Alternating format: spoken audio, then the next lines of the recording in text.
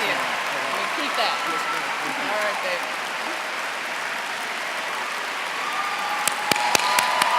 Yes. Wow, good afternoon, everyone. Yeah, I am thrilled to be here, and go Royals. You all are awesome. So proud of you. Man, this is very touching. This is the only high school graduation I'm doing this year, and this is a special treat for me. Let me start by thanking Mustafa for that very kind introduction, and I would love to see his mom's arms.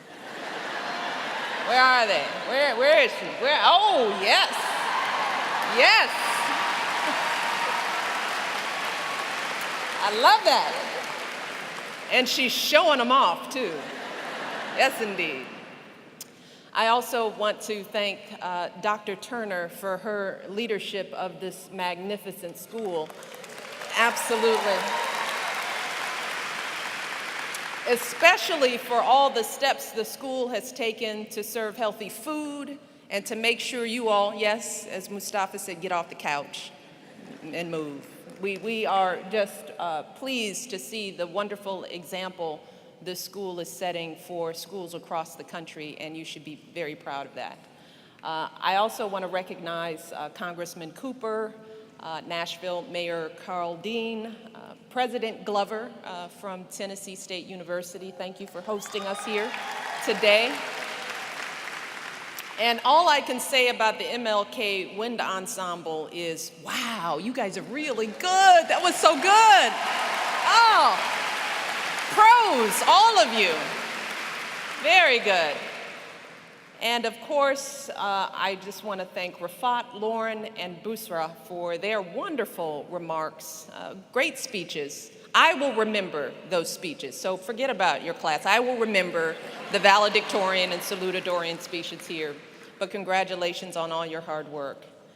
And of course, I want to join in all of the thanks to the moms and the dads and the brothers and sisters and all the extended family members who are here today. You all have been there for these graduates every step of the way. And as a mom myself, I am not looking forward to this day. I want to hold on to my babies as long as possible, so I know this is bittersweet, but thank you for loving these young people and encouraging them and keeping them in line. And so you all deserve, yes, another round of applause for the families. Indeed. Congratulations. And most importantly, I want to congratulate these fine young men and women right in front of us, the MLK class of 2013. Yes, yes indeed. You all look good too, look very good. Now it's my understanding, and one of the reasons why I wanted to come here is that I know that this is a very special school, and this is a wonderfully accomplished class. From your incredible band program to those 3 state track titles, the girls won, yeah. To all the volunteering you've done in your community, to the 3 graduates who made the national semifinals in the Intel Science Talent Search. I could go on and on and on. You all should be very proud of the great things that you have done in your lives so far. As a class, you have earned millions of dollars in college scholarships, and this fall you will be heading to schools all across this country, UT, Vanderbilt, Columbia, Duke, Colorado, so many more. So I think it is fair to say that you all have certainly lived up to your class slogan, act like a royal, but think like a boss. Yes, yes. Oh, and today you become the latest in a long line of success stories that started here at MLK. Every single student in this class, senior class, has graduated. Every single one of you is going on to higher education or the military. So this school is truly the realization of the dream of educational empowerment for all, a dream that began 130 years ago, back when your Pearl building first opened its doors as a school for young African Americans. And since that building became home to MLK, students from every background, every culture, every zip code throughout Nashville have walked through your halls each day to read and to write and to think and to dream.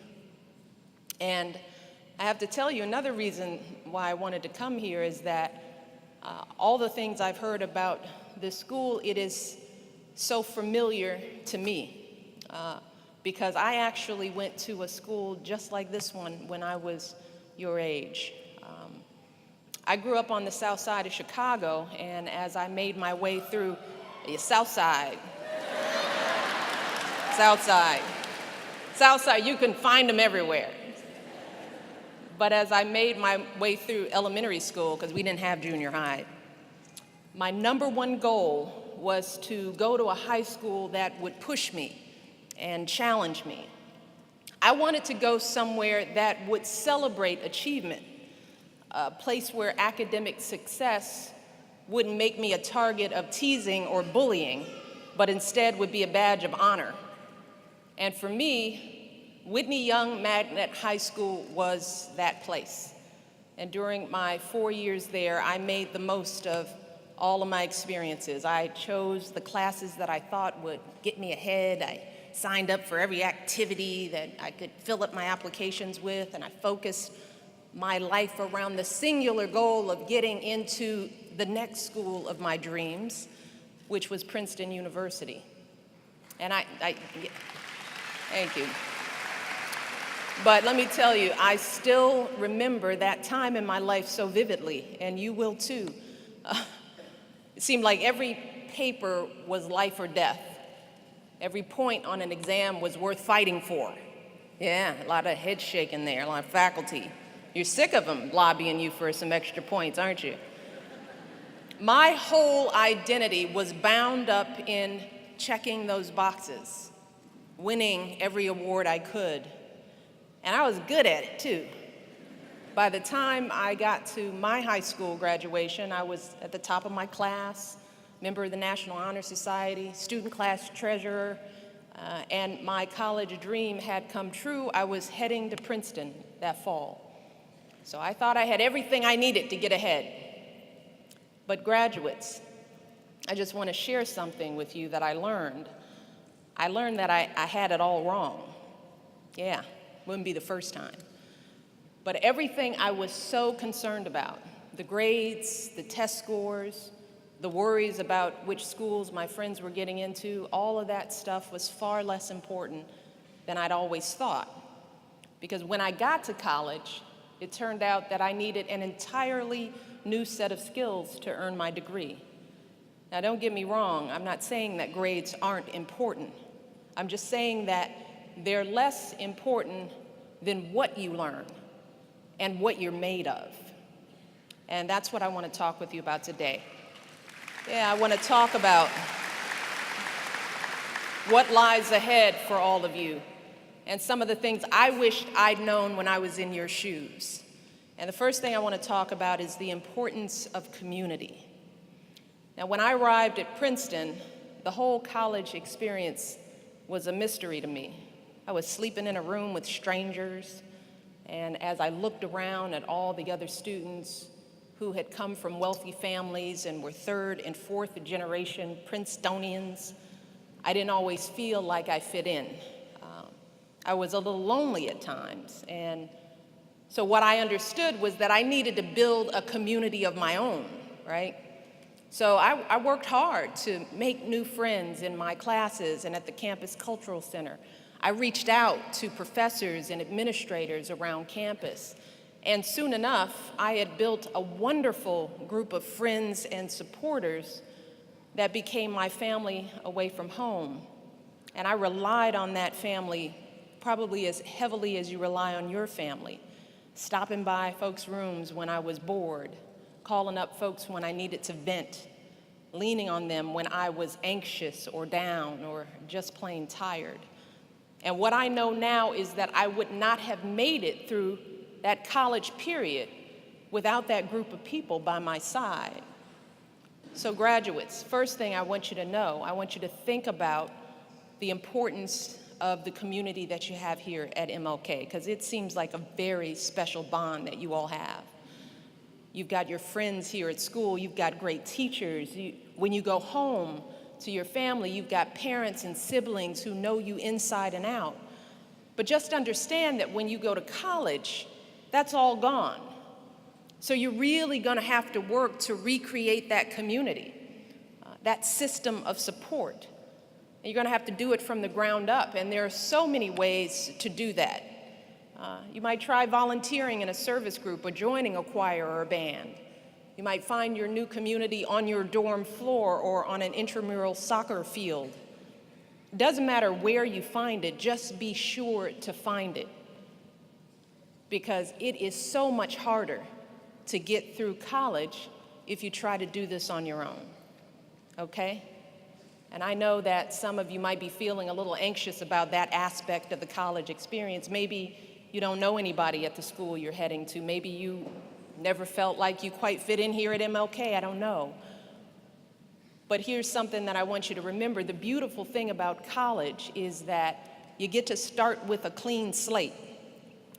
And while it might take a little time, I guarantee you that you will find friends that will let you be the person you always wanted to be. You will find friends who will challenge you and inspire you, friends who will be there for you when something goes wrong.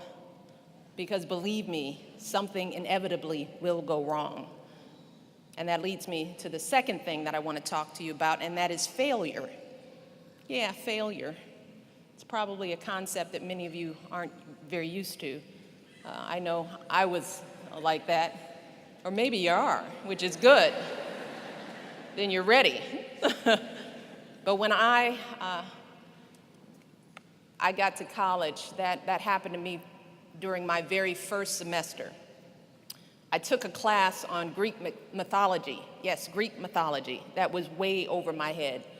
I found myself sitting in a lecture hall full of juniors and seniors. How did I get there? Struggling just to keep up. And by the time I took the midterm exam, all I could muster was a C. And it was the very first C I'd ever gotten, and I was devastated. But instead of wilting, I found a way to fight through it. I poured my heart and soul into a paper. I spent a lot of time talking to the professors before and after class. And in the end, I ended up getting a good grade in that class. But what I learned was far more important than that letter grade from that experience. What I learned was that when something doesn't go your way, you just got to adjust. You've got to dig deep and work like crazy. And that's when you'll find out what you're really made of during those hard times. But you can only do that if you're willing to put yourself in a position where you might fail. And that's why so often failure is the key to success for so many great people. Take Steve Jobs, who was fired from Apple early in his career. And now his iPods and iPads and iPhones have revolutionized the entire world. Oprah was demoted from her first job as a news anchor. Now she doesn't even need a last name. And then there's this guy, Barack Obama, who lost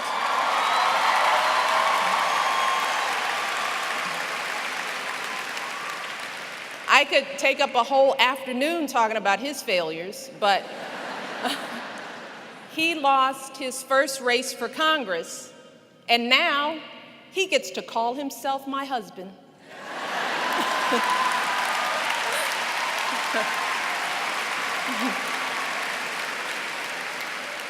All jokes aside, the point is that resilience and grit, that ability to pick yourself up when you fall, those are some of the most important skills you'll need as you make your way through college and through life.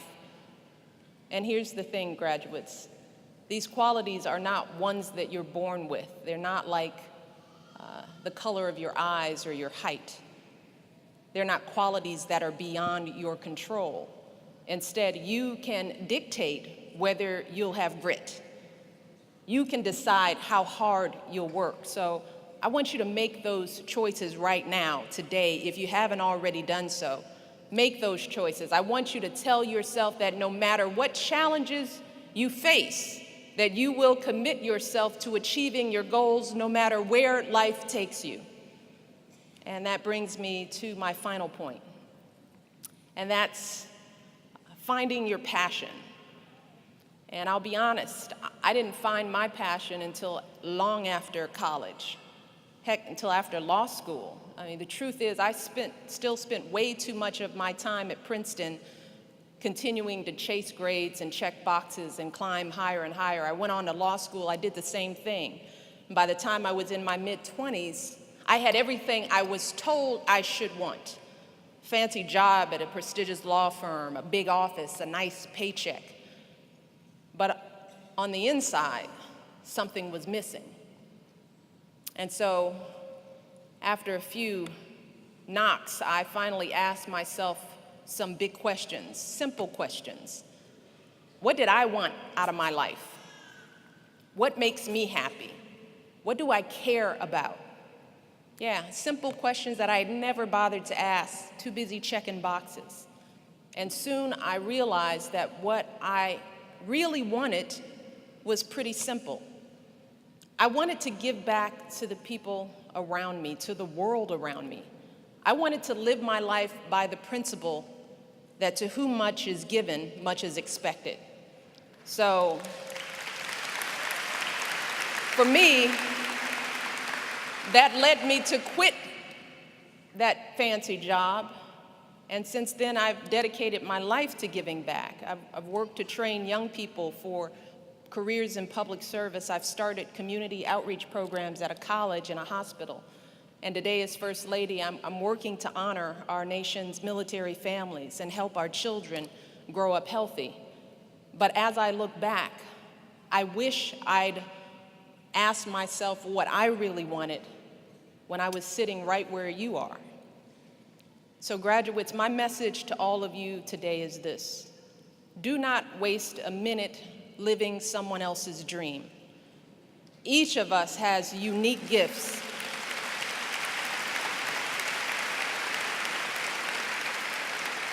But it takes a lot of work, a lot of real work to discover what brings you joy. It just doesn't happen. It requires you spending some time, and you won't find what you love simply by checking boxes or padding your GPA. You won't figure it out only by listening to your guidance counselor, your friends, or even your parents. You can only find your passion by looking inside yourself, and that's hard work. And if you don't know what you want to do right now, that's okay. In fact, that's a good thing, because that means you've just got the freedom to explore. So use it. I urge you to take classes in college like art history or astronomy or web design, something you've never tried before. And even if you feel like you do know what you want to do, the chances are you're probably going to have a number of different careers throughout your life, just like me. Because the road to happiness is rarely a straight one. Just understand that. It rarely goes easily. So I really want you guys to be curious and take risks. And when you get stuck, and you will, we all do, we still get stuck, right, parents? Still get stuck. Don't be afraid to veer off course and take your life in another direction. And when you get anxious, and you will, because we still do, right, parents? Or have moments of doubt, amen. Just remember this time, remember all of the things that you have already accomplished. Right here and now, you've got the tools for greatness right now. Think of all the challenges you have already overcome right here in front of us. We have students who have stood up to bullying. We have students who have dropped everything to help take care of ailing parents or grandparents. We have students right here who have overcome some of the most difficult family situations imaginable, right here. That's the kind of grit and determination that defines all of you, each and every one of you. You all have worked so hard to make it to this day. And you have been so blessed.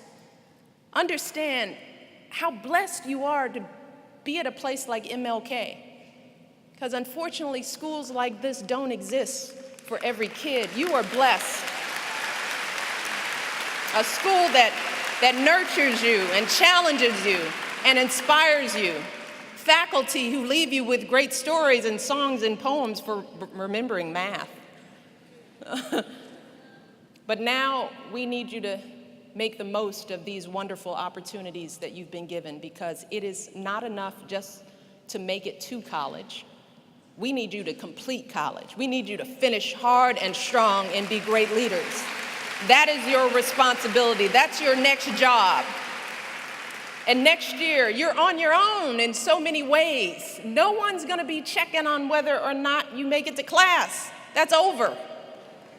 No one is going to care if you cut corners on an assignment. No one's going to know whether you're doing your absolute very best every single day. No one but you, that is. And that's all that it takes. No one but you. So you have to take charge of your lives. Right now, today is the day. And I want you to start by figuring out how you're going to create that new community for yourself. I want you to start with keeping that passion for learning burning strong. I want you to start with understanding that when challenges come your way, all you've got to do is dig deep like you've been doing, like you know how, and find a way to come out on the other end stronger.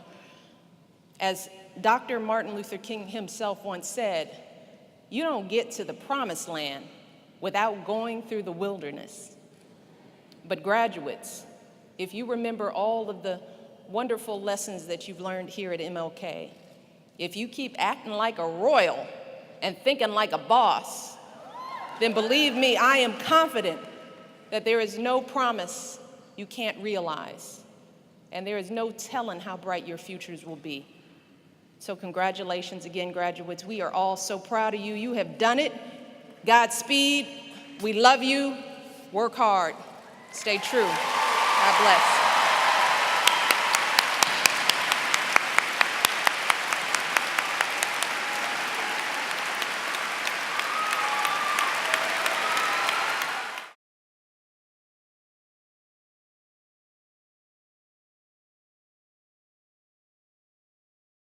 This is very touching. This is the only high school graduation I'm doing this year, and this is a special treat for me.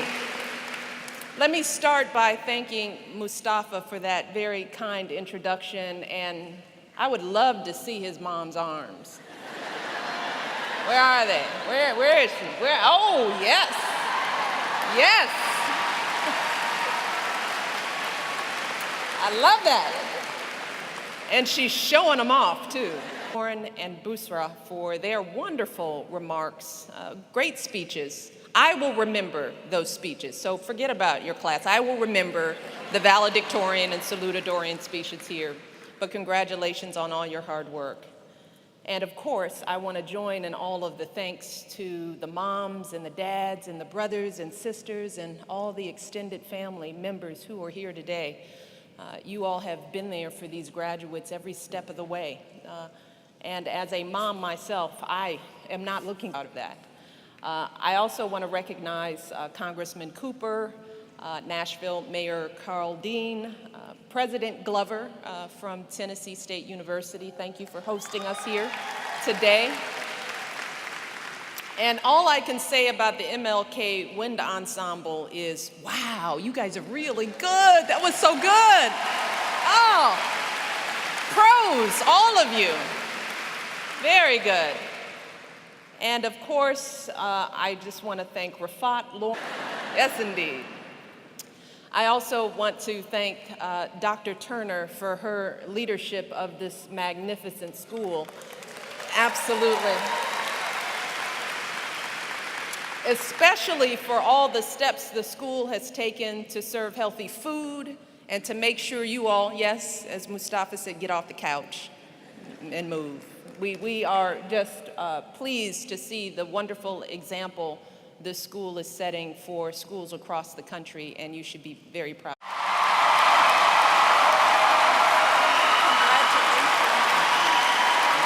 Here, take that with you. Keep that.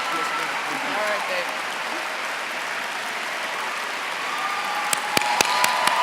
Yes! Wow, good afternoon, everyone. Yeah, I am thrilled to be here, and go Royals. You all are awesome. So proud of you. Man,